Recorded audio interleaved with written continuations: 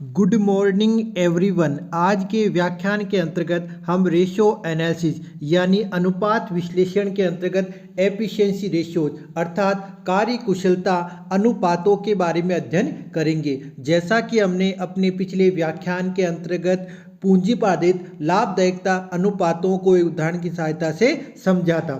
Efficiency ratios या turnover ratios, इन अनुपातों को कार्यशीलता अनुपात या आवर्तन अनुपात भी कहते हैं। व्यवसाय का उद्देश्य लाभ कमाना है, जिसके लिए पूंजी का सही उपयोग आवश्यक है। पूंजी का सही उपयोग किया जा रहा है या नहीं, इस बात का संकेत तो लाभदायकता से हो जाता है, परंतु उसका स्पष्टीकरण कंपनी व्यवसाय की क्रियाशीलता एवं कार्यकुशलता का मूल्यांकन पर ही संभव है। इसलिए क्रियाशीलता या कार्यकुशलता अनुपातों की गणना की जाती है।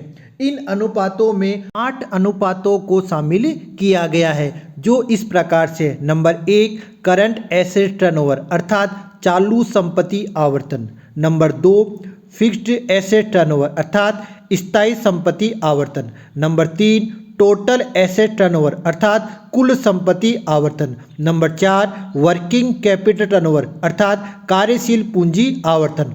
नंबर 5 नेटवर्थ टर्नओवर अर्थात शुद्ध संपदा आवर्तन। नंबर 6 इन्वेंट्री टर्नओवर अर्थात रहतिया आवर्तन। नंबर 7 डेटर्स टर्नओवर अर्थात देनदार आवर्तन। नंबर 8 क्रेडिटर्स टर्नओवर अर्थात लेनदार आवर्तन। नंबर 1 करंट एसेट टर्नओवर अर्थात चालू संपत्ति आवर्तन अनुपात। यह अनुपात चालू संपत्तियों एवं शुद्ध बिक्री के बीच संबंध बताता है। इसके विश्लेषण से चालू संपत्तियों के उपयोग की गति स्पष्ट होती है। इससे चालू संपत्तियों के विनियोग को न्यायोचित ठहराया जा सकता है। चालू संपत्तियां अधिक या कम है पर भी विचार करने का आधार मिलता है। इस अनुपात की गणना करने के लिए शुद्ध बिक्री में चालू संपत्तियों का भाग दिया जाता है। शुद्ध बिक्री के स्थान पर बेचे गए माल की लागत भी प्रयुक्त की जा सकती है। इसे ज्ञात करने का फॉर्मूला इस प्रकार से है। करंट एसेट टर्नओवर बराबर नेट सेल्स बटा करंट एसेट्स, या हम इसको इस तरह भी लिख सकते हैं, करंट एसेट टर्नओवर रेशियो बराबर कॉस्ट ऑफ गुड सोल्ड बटा करंट एसेट्स। इस प्रकार यह चालू संपत्ति आवर्तन अनुपात ज्ञात किया जा सकता है। नंबर 2 फिक्स्ड एसेट टर्नओवर अर्थात स्थायी संपत्ति आवर्तन अनुपात। यह अनुपात स्थायी संपत्ति तथा शुद्ध बिक्री या बेचे गए माल की लागत के बीच संबंध बताता है। यह अनुपात बिक्री के संदर्भ में स्थायी संपत्तियों की उपयोगिता तथा कुशल प्रयोग को प्रदर्शित करता है। अनुपात जितना अधिक हो उतना ही अच्छा माना जाता है। इस अनुपात को ज्ञात करने का फॉर्मूला इस प्रकार से है।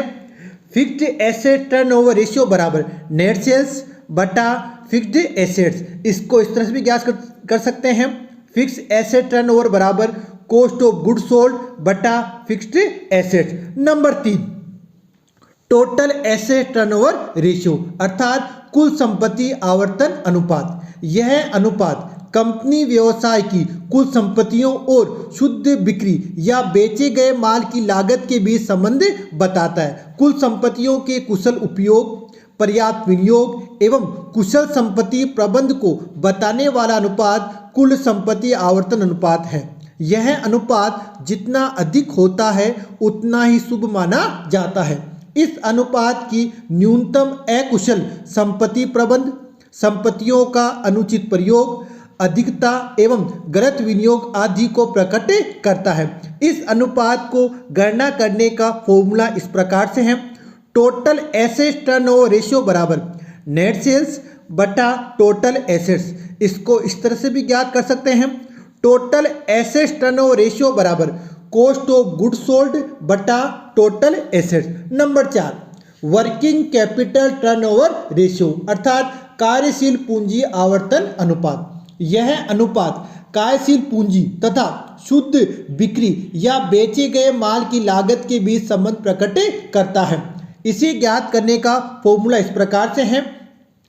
वर्किंग कैपिटल टर्नओवर रेशियो बराबर नेट सेल्स बटा वर्किंग कैपिटल, या इसको इस तरह से भी ज्ञात कर सकते हैं, वर्किंग कैपिटल टर्नओवर रेशियो बराबर कॉस्ट ऑफ गुड्स सोल्ड बटा वर्किंग कैपिटल।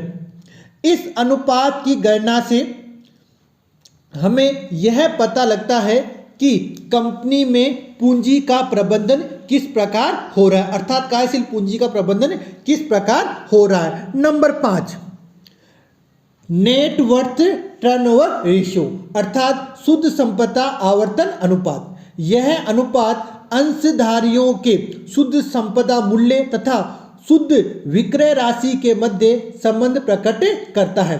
अंशधारियों के कोषों का उपयोग जानने की दृष्टि से इस अनुपात का बहुत महत्व है। यह अनुपात जितना अधिक हो उतना अच्छा और कम होना अंशधारी द्वारा दी गई पूंजी का सर्वोत्तम उपयोग का अभाव बताता है। इसे ज्ञात करने का फॉर्मूला इस प्रकार से है, नेट वर्थ टर्नओवर रेशियो बराबर नेट सेल्स बटा नेट वर्थ। शुद्ध संपदा की गणना करने के लिए साधारण एवं पूर्वाधिकार अंश पूंजी, संचय आयोजन, अवितरित लाभ, प्रतिधारित आय आदि का योग लगाया जाता है। कुल संपत्तियों में से कुल दायित्वों को कम करके शुद्ध संपदा ज्ञात की जाती है। शुद्ध संपदा में से यदि अदृश्य अर्थात अमूर्त संपत्तियां जैसे गुडविल है, पेटेंट है, कॉपीराइट है आदि कम कर दी जाए तो इसे मूर्त शुद्ध संपदा आवर्तन अनुपात भी कह सकते हैं। अर्थात इसे ज्ञात करने का फॉर्मूला इस प्रकार से होगा, टेंजिबल नेट वर्थ रेशियो बराबर नेट सेल्स बटा net worth minus intangible assets. Number 6, inventory turnover ratio अर्थात रहतिया आवर्तन अनुपात। रहतिया आवर्तन अनुपात को स्कंद आवर्तन अनुपात अर्थात स्टॉक टर्नओवर रेशियो भी कहते हैं। यह अनुपात रहतिया और बिक्री के बीच संबंध प्रदर्शित करता है। एक व्यापारिक संस्थान में रहतिया या स्कंद में निर्मित माल आता है, जबकि एक निर्माणी कंपनी के अंतिम रहतिया में कच्ची सामग्री, कार्यधीन माल और निर्मित माल आता है। कार्यधीन माल को अनिर्मित माल या प्रक्रिया में माल वर्क इन प्रोग्रेस भी कहते हैं। इस अनुपात को ज्ञात करने का फॉर्मूला इस प्रकार से होता है, इन्वेंट्री टर्नओवर रेशियो बराबर कॉस्ट ऑफ गुड्स सोल्ड बटा एवरेज इन्वेंट्री। यहाँ कॉस्ट ऑफ गुड्स सोल्ड ज्ञात करने के लिए हमें सेल्स में से ग्रॉस प्रॉफिट को घटाना है, या इसको इस तरह से भी ज्ञात कर सकते हैं, opening stock plus purchase plus direct expenses minus closing stock, या इसको इस तरह से भी ज्ञात कर सकते हैं, कॉस्ट ऑफ गुड्स सोल्ड बराबर total cost plus opening stock minus closing stock. और टोटल कॉस्ट ज्ञात करने के लिए हमें material consumed plus direct cost of labour plus direct expenses और प्लस ओवरहेड। और एवरेज इन्वेंट्री ज्ञात करने के लिए हमें opening inventory plus closing inventory बटा 2। रहतिया आवर्तन अनुपात को बिक्री के आधार पर परंपरावादी दृष्टि से ज्ञात किया जाता है, परंतु बेचे गए माल की लागत के आधार पर ज्ञात करना ज़्यादा उचित है, क्योंकि इसमें तथा औसत रहतिया दोनों में लाभ राशि शामिल नहीं होती, जबकि विक्रय लाभ या हानि से प्रभावित होता है। बेचे गए माल की लागत के स्थान पर विक्रय का प्रयोग उसी दशा में किया जाना चाहिए जब बेचे गए माल की लागत अवगत न हो और उसका आकलन करना संभव न हो। ऐसी दशा में यह अनुपात इस सूत्र से ज्ञात किया जाएगा, जो इस प्रकार से है, इन्वेंट्री टर्नओवर रेशियो बराबर नेट सेल्स बटा एवरेज इन्वेंट्री।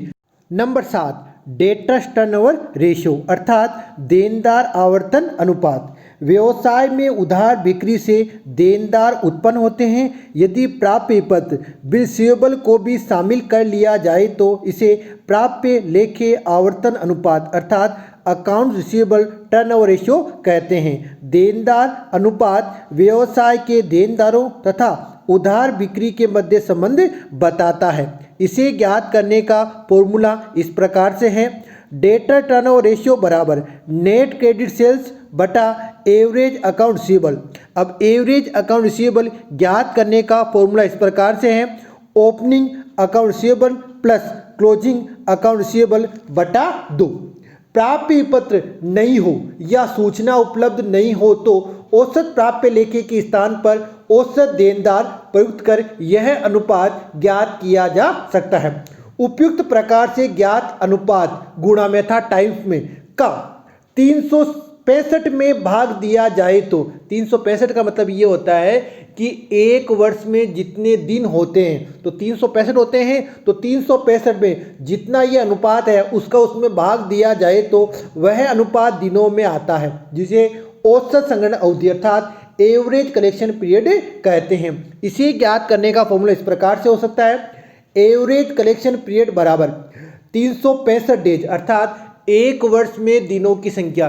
कई बार प्रश्न में एक वर्ष में 360 दिन मानते हैं तो आपको वहाँ 360 दिन ही मानने हैं, लेकिन प्रश्न में अगर कुछ लिखा हुआ नहीं है तो हमें एक वर्ष में 365 दिन ही मानने हैं। तो 365 डेज बटा डेटर्स टर्नओवर रेशियो, इसे इस प्रकार भी ज्ञात कर सकते हैं, एवरेज कलेक्शन पीरियड बराबर एवरेज अकाउंट रिसीवेबल गुणा 365 डेज बटा नेट क्रेडिट सेल्स।